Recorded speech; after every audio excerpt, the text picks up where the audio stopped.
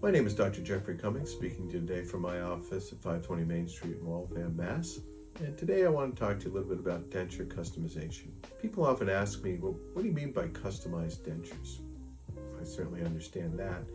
Most people are thinking about having stuff that's sort of prefabricated and whatnot. Dentures probably make the biggest changes to one's appearance as far as any procedure done in dentistry. Dentures control the height of the face, how much of the teeth you actually see, and how well the teeth come together. Customized dentures require a tremendous amount of extra time setting the teeth to make them look good, having them come together right, and improving your facial appearance. They are a very difficult thing to do well, and patients are super appreciative when someone has that skill. Customized dentures is all we make here. It takes longer, therefore it costs more, but they are far better than anything that is not customized. Thank you for listening to me today.